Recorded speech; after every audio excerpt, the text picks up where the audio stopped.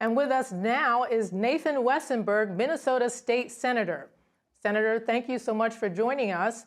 To begin, Border Patrol says an investigation into the incident is ongoing, and there are competing narratives about what exactly is happening there in Minneapolis. Now, as one of the state's elected officials, how would you describe it? Well, I wasn't on the ground and I didn't see what happened. So I think rather than people assuming that they know and, these video clips come out right away, a person such as myself, we need to let the investigation play out. They're saying he was armed and that these officers defended themselves. Then if that's what happened, then that's what happened. So, but I wasn't there. I can't say what happened, and we need to let this play out. We can't have Tim Walz and Mayor Jacob Frey and other people just continue with their violent rhetoric. Tim Walz said a guy walked out of a donut shop and got shot. That's not what happened. He was agitating police officers in the line of duty. Now, today, Attorney General Pam Bondi suggested that the anti-ICE protests there are highly organized. Is this something you have looked into? I guess I haven't personally looked into that, but I would assume that these are people from out of state. This is orchestrated chaos. We've got these Democrat officials, and they've committed fraud for who knows how long, maybe over a decade. And this is all orchestrated to cover up that fraud. We've got people in Michigan working with ICE, and Michigan's a Democrat state. We've got the mayor of Memphis, Tennessee, working with ICE. These demonstrations aren't happening there, and their local officials, their elected Democrats, are working to keep their city safe. Well, the elected officials, the Democrats in the state of Minnesota, are causing chaos to hide their corruption.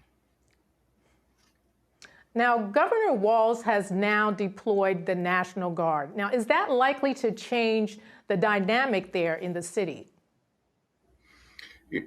I think the Guard, if they're going to come in and they're going to try to keep law and order, hopefully people are not going to be, they're going to be peacefully protesting, which is your First Amendment right, but we can't be attacking people, and that's not what we want. We don't want to see people get shot. We don't want to see people harassing these law enforcement officers. We don't want to see the National Guard, being harassed by these people. You can peacefully protest, but these protesters don't know what they're even talking about. We've got these Democrats egging this on. They're the lies, saying, what Kristi Noem said. She took the words out of all of her mouths, and she's right on point. This is all lies. They're saying the Republicans are the Gestapo, and we're mean, and we hate people. We don't hate people. We don't care where you came from. You have to work and take care of yourself. But when you're stealing money and labor from hardworking individuals, this is wrong.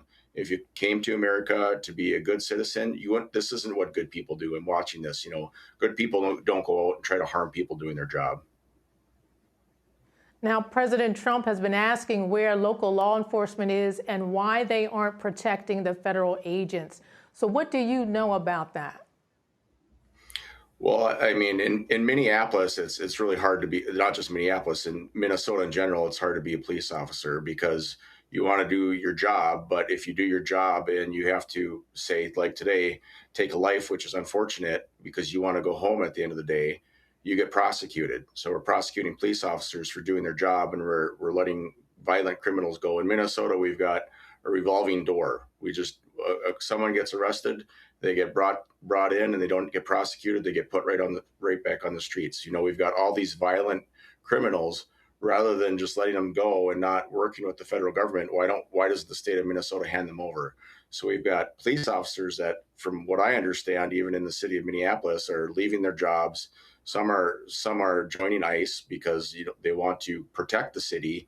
When Mayor Jacob Frey is not helping his police force at all, and these people have no backup by the government. Why would you want to be a police officer in a state that says all you can do is write you can't even write speeding tickets. You can't even stop people for stealing cars.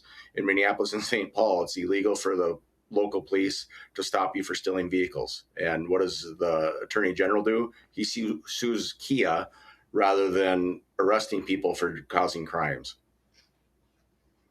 All right, Nathan Wesenberg, Minnesota State Senator, thank you so much for joining us. Yes, thank you.